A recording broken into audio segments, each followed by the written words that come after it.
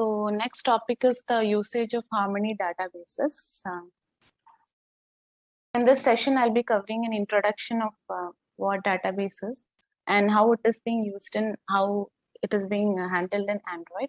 And then same thing in Harmony and about content providers. So in analogous to content providers, we have a data ability helper in Harmony.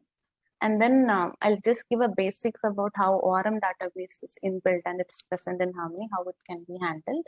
Then about the operations in ORM.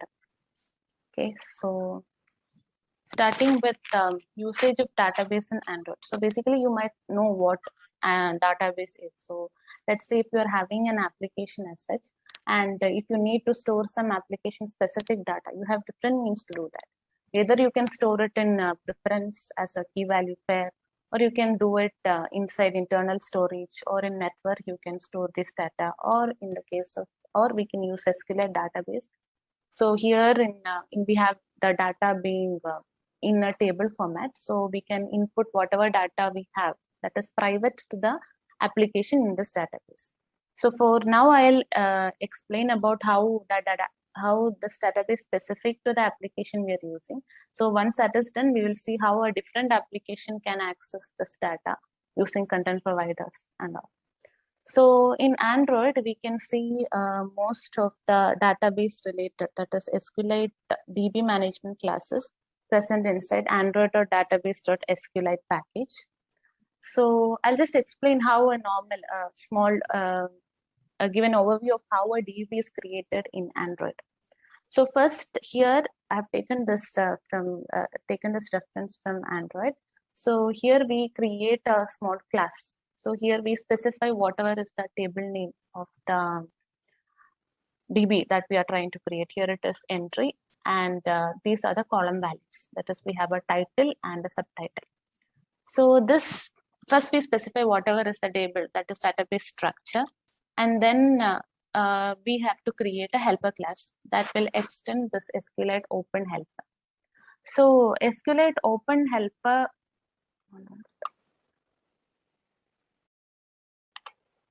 SQLite Open Helper is a class which is present inside Android database SQLite.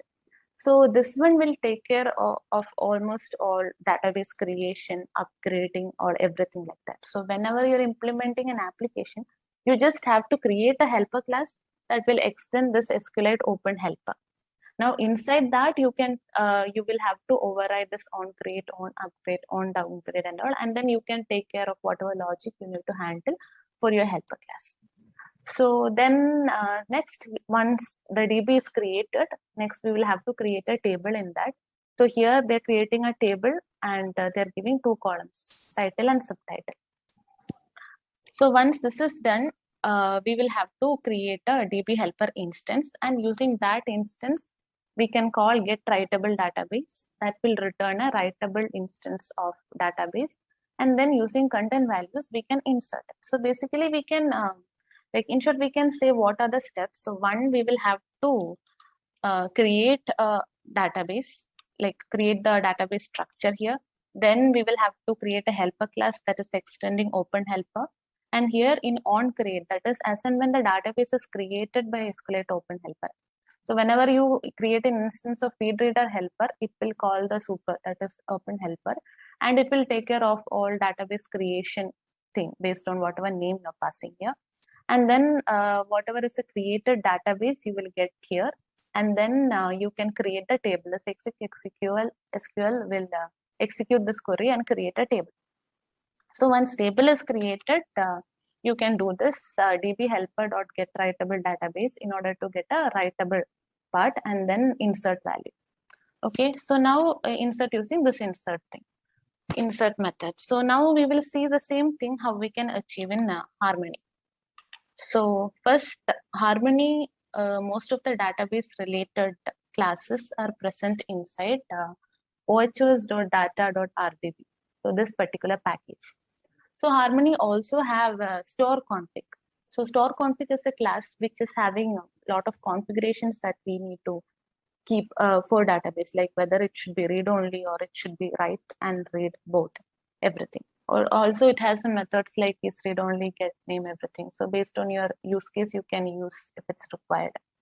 Now, analogous to SQLite Open Helper in Android, we have a database helper here. So this is providing methods for constructing, deleting RDB. So this is similar to SQLite Open Helper. So like how we did in Android, here also we can create a helper class, DB helper, that is extending this database helper. Okay. So now once that is done, like how we, once the database is created, we will get a callback. So here, in case of Android, you are automatically getting in onCreate, but in Harmony case, we will have to do these particular steps. So here, the store config, I'm just giving a default config. Default means it will create a read and writable database by default.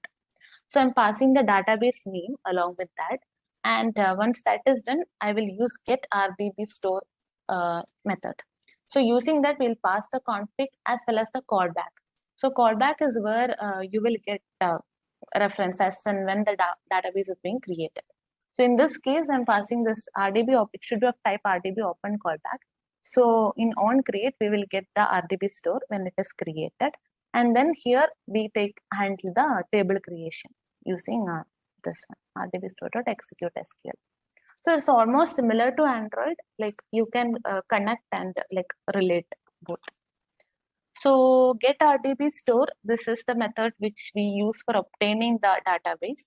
So we can specify some configs, as I told, some store config. Then version is like, if it is initial, we will just give one. In case any upgradation, anything need to be taken care, we will modify it. So then callback also we should pass. So this will return an RDB store. Okay, as I told, once database is created, we will get a callback into RDB open callback onCreate. So there you can take care of handling table creation and all. So next is insertion into database. So like now we have created a helper class, we got DB also. Now once we got the DB, now we need to insert some data into that. So we have content values in Android. So in this case, in Harmony, we are using values bucket. So here we can give whatever values we need to input. So I'll just go through the sample application once this topic is covered. I'll show how this is being handled there. Now in put string, we will have methods like put string. We can either give integer, float, string, or any kind of data types into the table. So here we are trying to, this mname is an edit text. So whatever user is inputting, from that we'll try to take the value and put it into this values bucket and insert the same into the DB. So here we will have to pass the table name as well along with the values to be inserted. So that's about insertion. And then we have deletion. So for deletion, here I've just shown how we can delete using RDB predicates. So RDB predicates is something like a conditional statements. Now we can check it based on the value, whatever we have inserted. In RDB predicates, we will have a lot of methods. You can go through the API document, you will see there is equal to, less than this particular value, or there are a lot of variants of that. So in this case, I have just checked equal to, where name equal to one name string, whichever I'm passing. So that will create that and delete that entry from the table. So that's about deletion. And next, query. So for query, we will use apps RDB predicates. This also we will have to pass some predicates based on some conditional statement we'll pass. So based on that, it will query from the DB.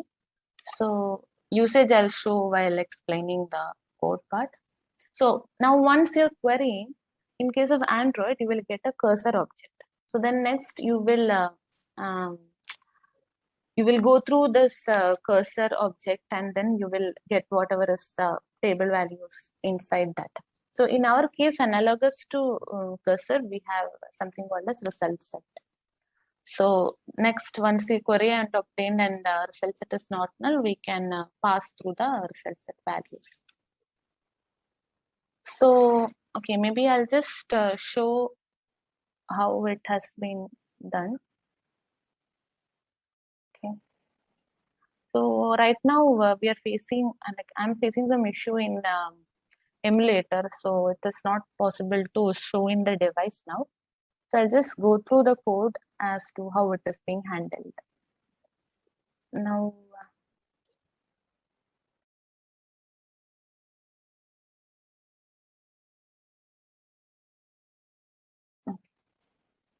so this is the layout. Basically, I'm just adding two text field is similar to edit text we have.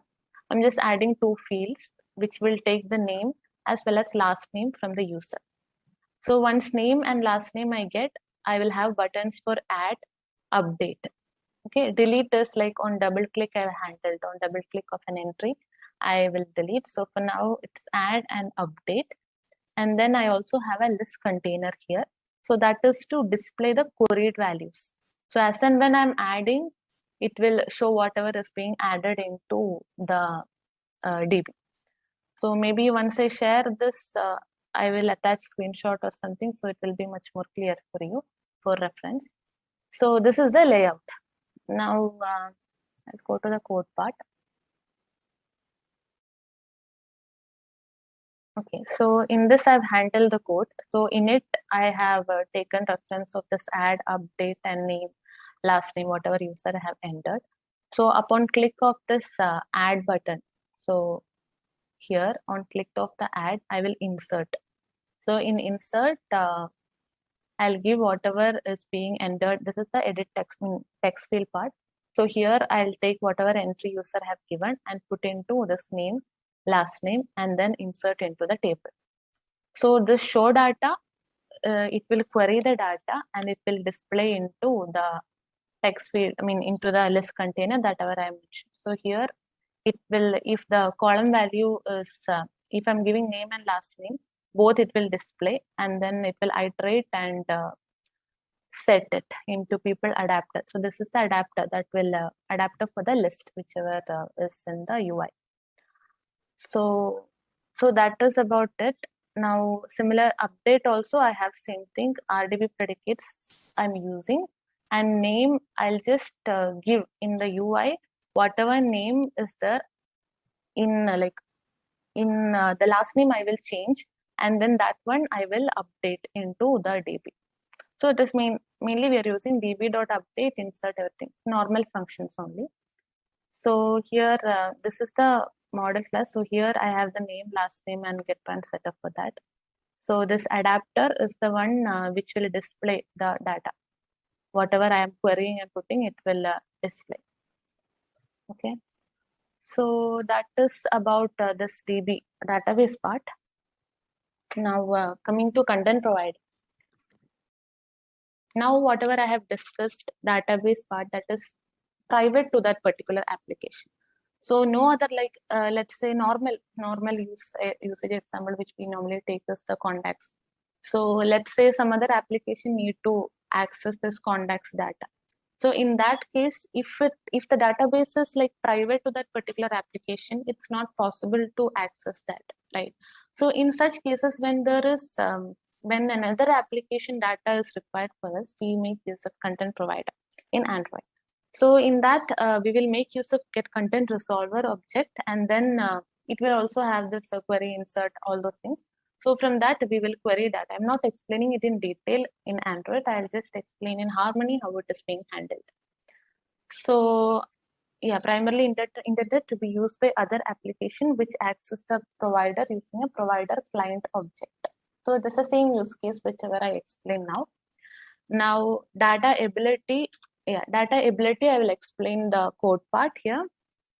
Now, data ability helps applications manage access to data stored by themselves and other applications, and provide methods for sharing data with other applications. So this is similar to what content provider do in Android. Now here data can either be stored in a database or file. So database mostly it is structured data, files like images and all. So I'll be covering only database part here, and then how insert, delete, everything is being done there. Okay. So for this also, I'll just do a code walkthrough. So I've created two applications here. One is content provider, one subject, and another is a client one, which is trying to query the data whichever you are using from here. So this also similar to the example whichever I've shown earlier I have handled, but the only difference is that now I have to create a data ability. So I have to declare this one as like how we declare a content provider as provider in Android manifest. We have to do the same thing in config.json. We will have to declare whatever is the provider. So for that, we use this data ability. So once we create a new project, if you need to make a data ability, you can go to this file, new ability, and you will have an empty data ability. So once you click it, this Deveco itself will create a template with all the query, insert, everything. So I haven't added, delete, update everything now. So this is automatically created by Deveco. So along with the creation of this class, it will also handle the entry inside config.json. So when you see config.json, here they will also have this particular entry. So here it will mention the URI for this provider, and then name, icon, type, visible. So I've made, this won't be there. I've made visible to true so that other applications can access it. So yeah, that's about this creation part. So this, make sure that this is present in case you have to make any content provider in your application. You should create the data ability in this way. So other thing similar to the other example I have shown, I have name, last name, and then add button, and also an adapter in order to display whatever is being queried. And then here, instead of, for now, normally we use this content provider only when you need to access the data from a different application.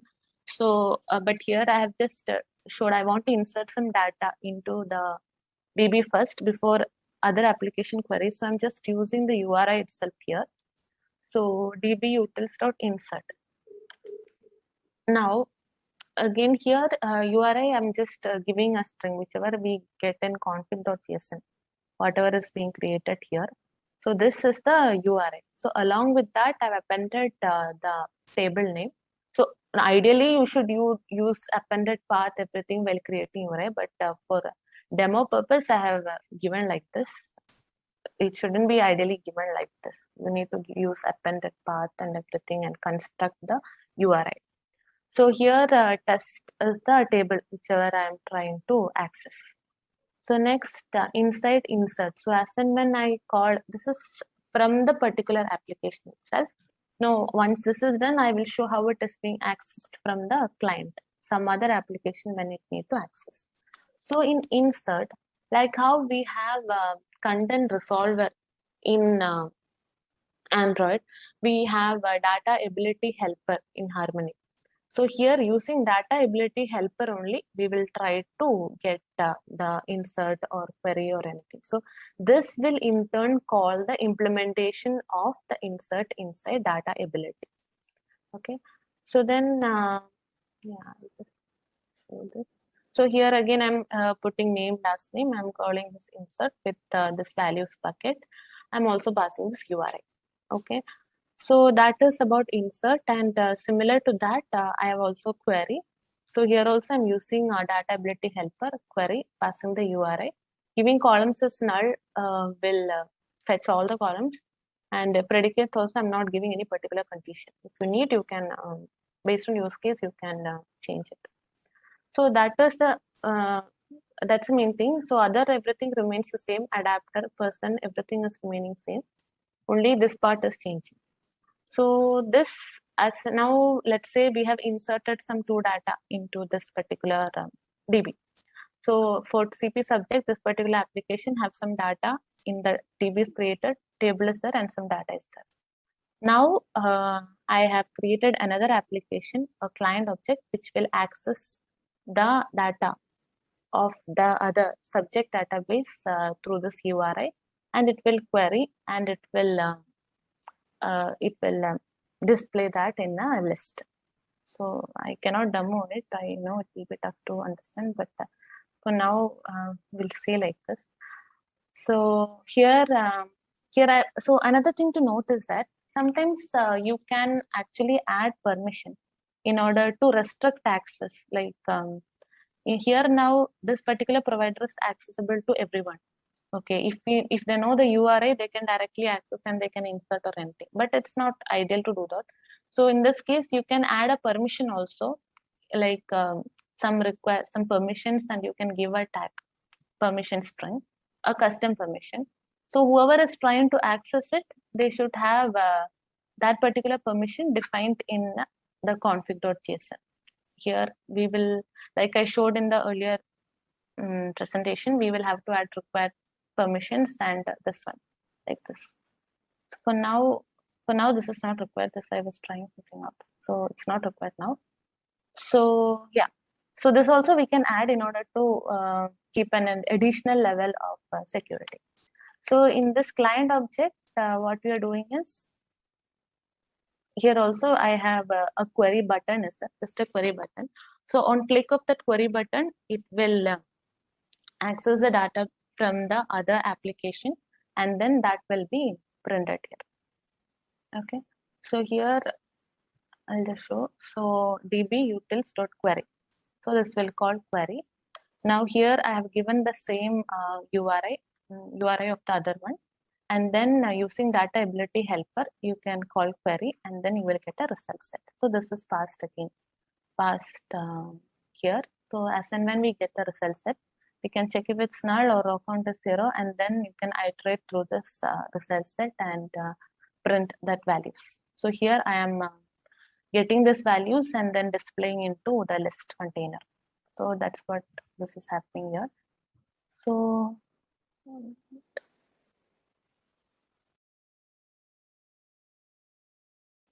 yeah, so that's it about data ability. So this one you guys can try and see how it is happening. So here also there is a provision to use inter-device also, but I haven't tried it. So for now, it's about how you can translate, how you can access between two applications. Yeah, so that's about data ability. Now I'll just cover, it's this one does not have a hands-on. I'll just explain how ORM is present in Harmony by built-in. So like we have a room and everything in Android, right? So similar to that, room library and green DAO, everything is there.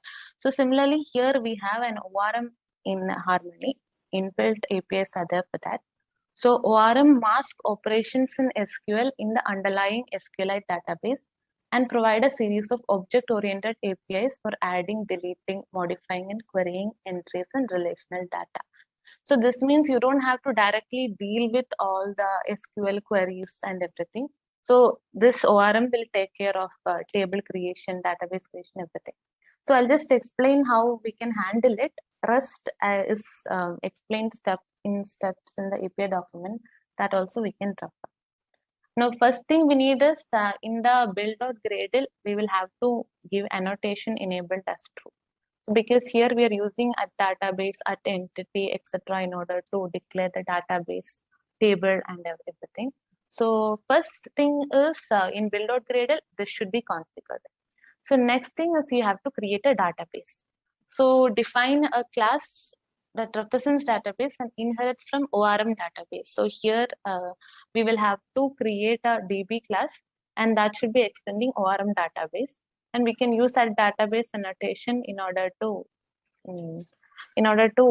say that it is a database, and then entities is corresponding to the tables inside the DB. So yeah, so here test is the table. Now next is create a database entity class. So for the corresponding to table also, we can create another class, and we can give all the setters and getters for whatever this will be the column names inside that particular table. So create a database entity class, that is a table. Configure the attributes such as primary key. So here I'm giving user ID as primary key. Data table and database to which the data table must belongs must be in the same module. So these should be in the same package. That's all. So next is using the APIs and ORM context to create a database. So like how we have a get RDB store in normal RDB case, for ORM also we can use get ORM context, and we can give the DB name and the DB whatever is this is an alias name, and then DB name, and then the DB class, store DB. So then once that is done, you can insert. In order to insert value, you can use ORM context itself. So this is having different methods for inserting query, delete, update, everything. So make sure, so in this case, we are not dealing anything with column or anything in the code. We are just using the set first name in order to, this will only, like earlier in the case of RDB store, we had to write a query, like create table and everything. So in this case, that does not require, this itself will take care. ORM is like an intermediate layer between the database and our application. So yeah, so here once this is being for inserting, you can use our ORM context.insert, and then once that is done, make sure to flush in order to save the changes. So that's about insert. So query, update, and delete, I've just added how they're being used here. So for query, we have like RDB predicates, like how it is mapping to the conditional statements. We have similarly ORM predicates also here. So here this will query ORM object instances that meet the conditions specified by the ORM predicates. So here, whatever, okay, for now I don't have hands-on now, so I'll just show the example that they have done here. So in this case, we have an ORM context and we'll pass whatever is the table class, and inside that age equal to 29 is the predicate, that is the statement we are doing. So this will fetch all the particular rows. I mean, here it is update. So this will update that particular entry with age 29 and give us. So same thing for delete and delete you can do. Query also it's being explained here.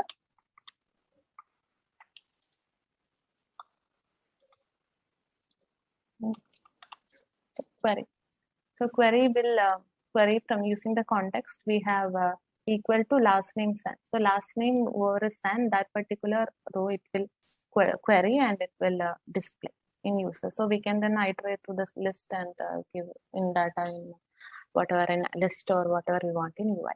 So this is internally same thing it is doing, just that in it will be much more performance wise. We can better use ORM than the SQLite RDB store one. So I just explain how it is there since there is provision. So first one was regarding that RDB, like RDB insertion, updation, everything. So here I have taken screen recording. So here there is two fields, one for name and last name, two text fields I have added, and two buttons as well for add and update. Now delete part, it will be like I'll show you how it will be handled. So here I'm inputting a name and a last name.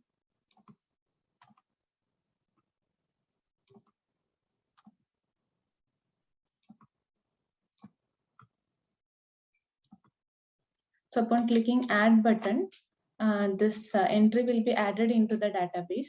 And upon clicking add itself, I am handling in the code such that it will be the inputted, like inserted entry will be displayed into the list here. So it will be displayed here.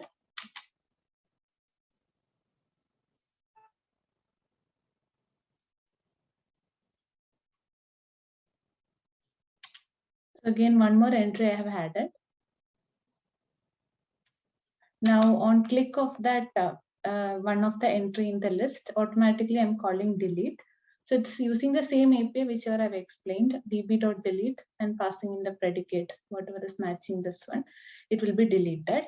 And update also, it will update if there is an entry with one first name, and if we're changing that value to something else, and if we click update, the existing entry will be updated.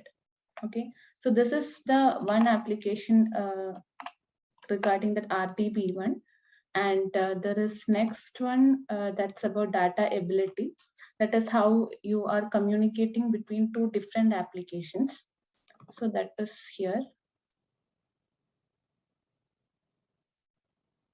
So in one, that is in a subject, I'm adding one entry into the DB. So this is one application. Now in another application, I have added here two entries. Now I'll go to another application and I'll click query. So whatever is in that DB can be accessed by this application. So you will get that data here. Okay. So that is about data ability. Now there is one more topic that need to be covered, that is related to preferences. So I'll just explain what it is. So there are different ways in storing the data in a device. Like I said, this using database is one way. Other than that, you can store it in a cloud, or you can store it inside the device in internal storage. So another one form by which you can store data is by using preferences. Okay, so here data will be stored in the form of key and value pairs. So key value pairs. Now I have created a small application by which it will be like evident how this is used. So here main APIs that we'll be using is database helper.getPreference, and we'll pass in a preference file where we want to store this key value pairs. Okay. Now, so this is the application. Now in this application, I'll show the layout first. So I have a, okay, I'll just show the video first so it is evident. Now here I have a text field, and on top actually there's a text view as well, text as well. And there are two buttons, apply and save, and a switch here. Okay. Now, if I'm trying to enter some value into this text field, and if I click apply, so whatever value we have entered will be set as the text content.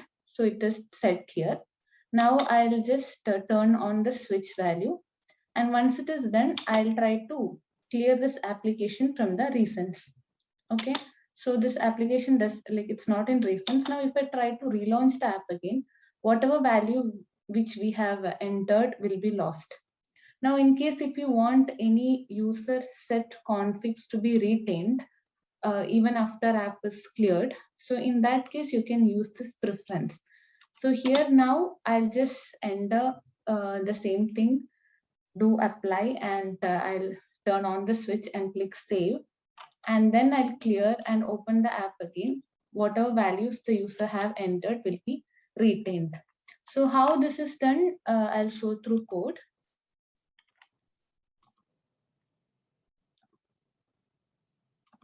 So this is the layout, what I have showed here. There is one text, a text field, a button for apply, a switch, and a save button. Okay. Now in main ability slice, I have in on start, I'll try to init components first. That is, I'll try to get the component objects.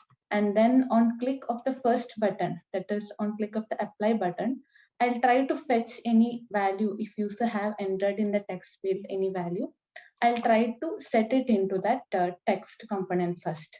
Okay, that is how high whichever I entered was entered in the text component content. Okay, so next is save button. Now if the user clicks the save button, so whatever is the value that user have set, okay, that need to be stored in the preference file. Okay, so in order to get hold of the preference, we will have this DB helper. We'll have to create an instance of database helper, and then we have a method inside that as get preferences, and we can pass in the preference file where we have to store this key value pair. Now, in this preferences have different methods like put boolean, put string, put float. Every all data types is supported. So here, since switch is either true or false, I have added the current, whatever. If user have checked the switch, in that case, that value I have stored in the key. Here, key is the string value. So switch one, if you see, it is a string value and text is another string. So into this key, I am storing the value of whatever preference user have selected. And then I'll use .flush in order to store it. And then once data is saved, I'm just displaying a toast. So next time when the app is started in onStart, I will call this load data. So here again, I'll try to get hold of the preference file and get the value of those keys. That is, since we have already saved here, it will try to get the values here. And those values I'll be updating updating into the text and the switch component. Okay, so this is how it is done for preferences. Now, like this is again mainly for storing user, if user have selected any config or anything. So this mainly for that use case, but it's again all depending upon what kind of app you are developing. If it is required, you can use this preference around. Else you can always use databases. Database also both RDB and ORM are supported in Harmony. Now it's again up to you to use, because both functionality is same. Okay, so that's it.